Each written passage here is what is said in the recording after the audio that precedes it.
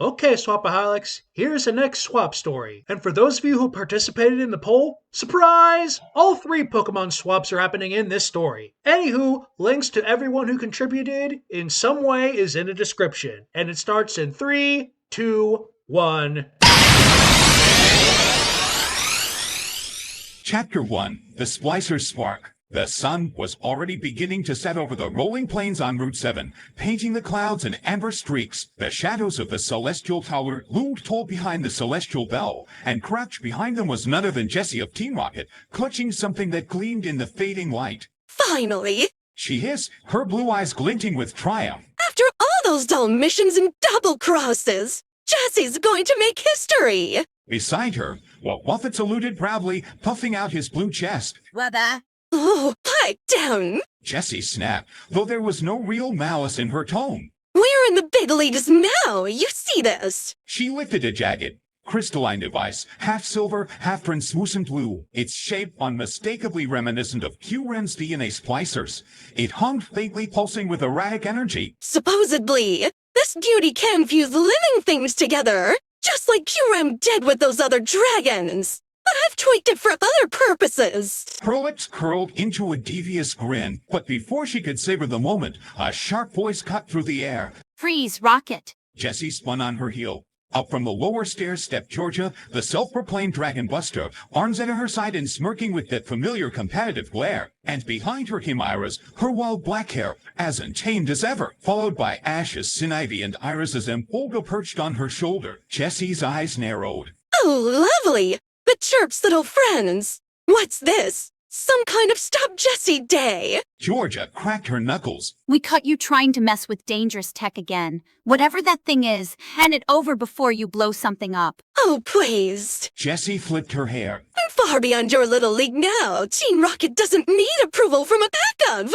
Dragon-chasing amateurs? Iris interjected. You don't even know what that does. Jessie smirked. Guess we'll find out together. Before Georgia or Iris could make another move, Jessie hurled a Pokeball.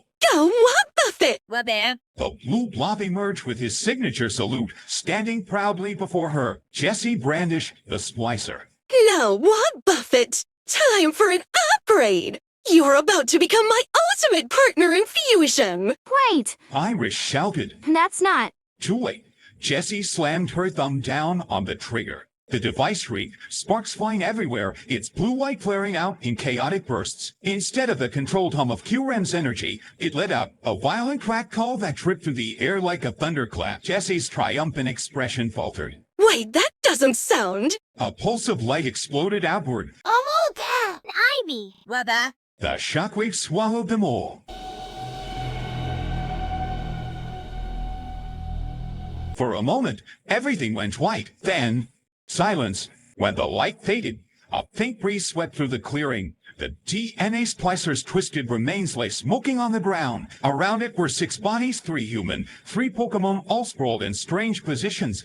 The first to stir was Emolga. Except when she blinked, she didn't see the world from her usual low vantage point. She was standing upright. Her hands were smooth and slender, her black and white tail missing behind her, and she was clothed now, wearing Iris's outfit. What? Oh my gosh. Emolga squealed, spinning in circles. I'm tall. I have fingers. I'm human. Look at me. She pressed her palms to her face, giggling uncontrollably. This is amazing. Beside her, Sin Ivy groaned softly. Ugh, my head feels strange. When she opened her eyes, she caught a glimpse of herself in the reflection of the splicer's cracked surface. Her green scales were gone, replaced by George's blue jacket, strong arms, and short hair rubbing the back of her neck. Oh, wow. Sin Ivy blinked, then smirked, posing slightly. So this is what it's like to be Georgia, huh? Fit, tall, and with great hair. She flipped a lot between her fingers. No wonder she's always so confident. Dragon Buster, fashion not all, what's the difference? Thewalrus laughed. You look awesome. Like, really awesome. I know. Sin Ivy said, adjusting the jacket. Although, she could stand to smile more. Nearby, while Buffett blinked broadly, staring down at feet, actual bona fide feet. Oh, He murmured, in Jessie's voice. how strange and yet... well, He looked at his feet experimentally. how liberating. To finally stretch something besides my tail. And Wolga snorted. Well, Buffett, is that you in there? Indeed it is. Buffett declared dramatically, striking a pose worthy of his human self. Buffett stands tall and glorious once more. Oh, the elegance of balance, the poise of posture. Oh, my knees bend. Sin Ivy rolled her new human eyes. You sound ridiculous. And you sound jealous. Buffett shot back, still fascinated by flexing his toes. Meanwhile, the actual humans were beginning to stir. Jessie, now in Buffett's blue rubbery body, crouched on the ground. Her white eyes blinked open. Where am I? She tried to sit up, but found her movements sluggish and bouncy. Then, glancing down, she froze. What is this? Her voice came out as a muffled. Buffett. Her arms flailed helplessly. The Wolga gasped. Oh no, Jessie's in Buffett. Sin Ivy stifled a laugh. Karma. Nearby, Iris stirred next, her Olga's tiny black-tipped tears flicking as she groaned. What happened? When she tried to sit up, her stumpy limbs wobbled. She caught sight of her reflection in a puddle. Wait, is that an Emolga? Looks that way. The real Olga, now Huan said with a grin. How's it feel, Iris? Personally, I think it's an upgrade. I can't believe this. Iris flapped her tiny arms in outrage. You know how weird it is to have a tail. Finally, Georgia, now a small green serpent, groaned, lifting her leafy tail weakly. Oh, this is humiliating. She blinked at her reflection in the puddle. Sin Ivy? I'm a Sin Ivy? Across the clearing, the real Sin Ivy waved cheerfully from George's body. Hey, nice to see you! You've got a great view from down there! George's eyes narrowed. I am not amused. Dawola clapped her hands. This is the best day ever. Humans are so cool. You can walk and talk and everything. I could totally get used to this. Jessie, still trapped in Buffett's body, flopped dramatically onto her back. She wailed miserably, the sound echoing through the valley. As the sun dipped below the horizon, the strange group, humans and Pokemon humans, stared at one another in stunned silence. The broken splicer continued to spark faintly between them, its light flickering like dying embers. Sin Ivy put her hand on her hips. So, anyone have any idea how to undo this? Olga sighed, exasperation on her face. Jessie started it. Jessie can fix it. Jessie snapped indignantly. Buffett, still flexing his toes, shrugged. Well, this should be interesting. And with that, the first stars appeared in the Unovan sky, shining down on a group of trainers and Pokemon who were about to experience the weirdest adventure of their lives. Chapter 2, Sparks of Desire. The Unovan night was alive with the songs of Wild Dodino and the hum of the cool wind brushing through the stones. A faint electric pulse still lingered in the clearing where the explosion happened. Jessie, still in Buffett's jellybean-like body, hovered beside the smoking remains of the device, her blue head tilting this way and that. Even in her rubbery state, she managed to look impatient.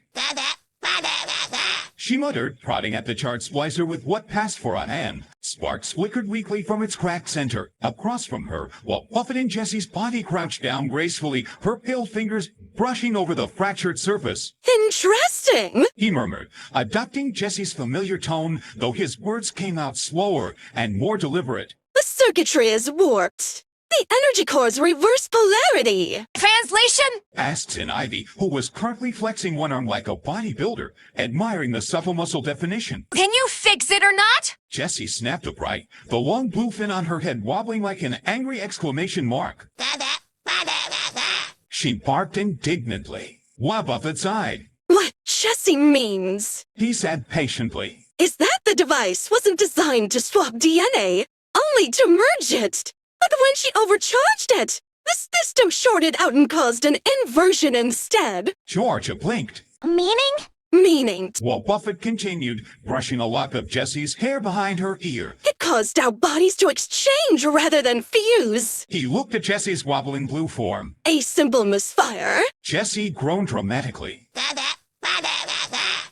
there's good news. Buffett added quickly. These effects are temporary. The body's biological resonance should stabilize after a few hours. By sunrise, everyone should revert naturally. And Olga froze mid-spin. Wait, temporary? Sin Ivy glanced at her curiously. You sound disappointed. Olga turned away, crossing her arms, her expression briefly shadowed by something more complicated than she wanted to admit. No, I'm kinda liked walking around without worrying about tripping over roots or climbing trees for berries. She forced a laugh, brushing Iris's wild hair from her face. You know, human stuff. Sin Ivy smirked. Right. Just human stuff. But Olga's eyes flickered downward, watching her own hands, so small and delicate compared to her usual paws. She clenched them slightly, feeling the pulse of a real heartbeat under her skin. The truth was heavier than she dared say aloud. Ever since joining Iris, Olga's gaze had often drifted to Ash. His energy, his sincerity, the way he treated his Pokemon, not as tools,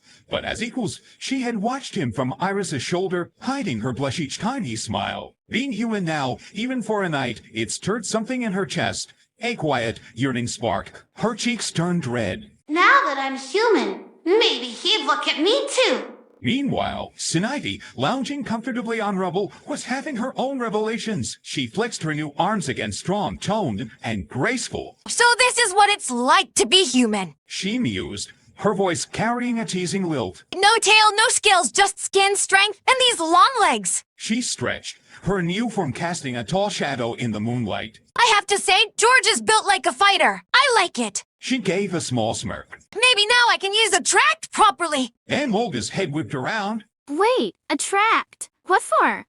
Ivy's smirk deepened, half playful, half sly. Oh, come on! You've seen Ash, haven't you? The way he looks at his Pokemon with that determination, that heart. She crossed her arms beneath her chest thoughtfully. When I first met him, I wasn't just impressed by his battle spirit. There was something else. Something I couldn't explain. She looked at her new human hands and whispered. Maybe this is my chance to find out. Olga blushed, ears twitching unconsciously. You too? Snivy chuckled softly. Don't tell me I'm the only one who's noticed. Olga stammered. I mean, he's nice, but he's human and we were well Pokemon. It's not like... Snivy gave her a knowing look. Sure, whatever you say, I'm Olga. A few feet away, Wobbuffet was poking experimentally at his chest. Fascinating. He muttered, lifting and releasing the two soft mounds. These seem delicate, yet resilient. Olga and Ivy both turned bright red. Hey, don't do that in front of us. Olga squeaked, covering her face. Yeah, have some shame. Ivy added, though she was trying not to laugh. Wobbuffet blinked innocently. But they're strange, like sacks of flesh. Do humans store food in them? No! Both girls shouted in unison. Jessie flopped onto her back with a groan. Wobbuffet translated softly. She says she can't believe this is happening. Ivy crossed her arms. Well, believe it. Personally, I'm fine staying like this for a while. Olga hesitated. Me too. The two girls exchanged a glance. One playful, one shy, both thoughtful. Ivy leaned in, lowering her voice so only Olga could hear. You know, maybe we don't have to go back. Olga blinked. What do you mean? Ivy's eyes glimmered. Jessie said the device broke, right? But if it broke once, maybe it can be repaired to work again, permanently. Olga's heart skipped. You're saying? Ivy nodded slowly. If we can fix it before morning, we could stay like this. You could stay human. Her lips curled into a teasing smile. And maybe I could finally show Ash what a real lady looks like. Olga's cheeks flushed. That's risky. But tempting. Ivy whispered. Olga bit her lip, her heart racing with both excitement and fear. She glanced back at Jessie and Wobbuffet, who were arguing incoherently in their swapped bodies. Then at Georgia, who was still sulking. She exhaled softly. Okay, maybe we do take a look. The moonlight flickered over their faces, one smiling slyly, one nervously hopeful, as the two Pokemon-turned girls knelt beside the damaged DNA splicer. For the first time since the explosion, the cracked crystal hummed faintly again. And somewhere, deep within it, a pulse of light answered. Chapter 3, Sparks and Circuits. Warning sunlight spilled over the clearing outside Mistral Ton. The grass glittered with dew, and the broken DNA splicer sat in the middle of the group like an accusation. Jessie's face folded in a scowl that didn't quite translate through the wobbling of her face. Wobbuffet. Translation, Said Wobbuffet patiently, tightening a loose screw with a rock. she's saying. This had better work.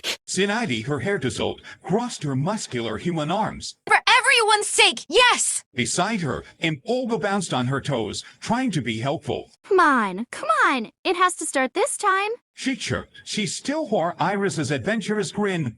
Wobbuffet wiped his mirror, stood off the splicer's cracked casing. All right, cross your fingers. He pressed the center crystal. For a heartbeat, the machine pulsed faintly blue.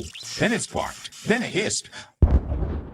Then it exploded in a puff of smoke and glittering fragments. Everyone coughed and stumbled back. Wobbuffet. Jessie's cry echoed through the clearing as she flailed her stubby arms in dismay. Wobbuffet examined the scorched remains inside. Well, that's that. The conduit's melted clean through. There's no reversing the energy pattern. The swap is stuck. Stuck? Sin Ivy cried. You mean we're going to stay like this? For now, Wobbuffet said gently. until someone rebuilds a working splicer, which could take weeks. Jessie let out a dramatic moan that wobbled through the trees, Wobbuffet. and Olga clapped her hands together and smiled. Hey, look on the bright side. You still get to talk, walk, and complain. Just, from a different perspective. That's not helping. Georgia muttered. Sin Ivy flexed her arm and gave a half smile. Well, I'm not complaining. I feel strong and tall. I can finally throw a punch instead of a vine whip. Olga giggled. And you look good doing it too. Jessie shot her a glare, well, close to a glare, as a Wobbuffet could manage. Wobbuffet. Wobbuffet translated again. She says we should focus on finding a way back to civilization. Never anyone sees a Wobbuffet ordering humans around. That earned a few laughs despite the situation. After a quick breakfast scavenged from Jessie's bag, Wobbuffet dusted off his borrowed rocket uniform and faced the others. For now, we blend in. Jessie and I will head back to town and look for replacement parts. And Olga's and Ivy, take care of your trainers. The two Pokemon turned girls looked at each other, then at the three disoriented Pokemon, the real Jessie, Iris, and Georgia, now standing in the grass, blinking their huge eyes, and Olga knelt beside Iris's tiny body. Don't worry, Iris. We'll keep you safe, promise? She smiled warmly, gently patting Iris's head. You've looked after me long enough. Now it's my turn. Sinaibi crouched to face Georgia. Same here. You can rest for once. I'll train battle and make sure nobody suspects a thing. The two human Pokemon exchanged uneasy looks but finally nodded. With a flash of red light, the Pokeballs clicked shut around them. And Wolgi and Sinaibi clipped the Pokeballs to their borrowed belts. Both paused for a moment, hearing the faint hum of the capsules, feeling a quiet sense of responsibility settle it. As they started down the trail toward Mistral Ton, the morning sun climbing higher, Imola glanced sideways at Sinaibi. So what now? Sinaibi smiled, right hand at her hip. Now we act normal. Maybe see Ash and the others make sure they don't suspect anything. Olga tingled with excitement. You mean actually hang out with him? As humans? Why not? Sinaibi said lightly. They'll just think the two of them are acting a bit weird. Maybe we'll even spar with him. You like battles, right? Olga's eyes sparkled. Yeah, cuddles and battles. That's all I need. They both laughed, the sound bright in the crisp morning air. After a while, the gang settled into their new roles in life, and Olga took over Iris's life and became champion of the Unova region. Sinaibi went on to become a fashion model renowned for her soon airy personality. Georgia had to be returned to Ash, seeing how Iris was just borrowing Sinaibi. She became the team mom of Ash's Pokemon back at Professor Oak's lab. Wobbuffet got revenge on Jessie for all the time she used him as a double by doing the same to her in kind, then took over her life as Team Rocket's resident raging bitch. The Walrus Clown, his job done, let the new Pokemon Legends yay. TLC Consume is sold until next time. Don't forget to like, comment, subscribe, and tune in next time, Swapaholics.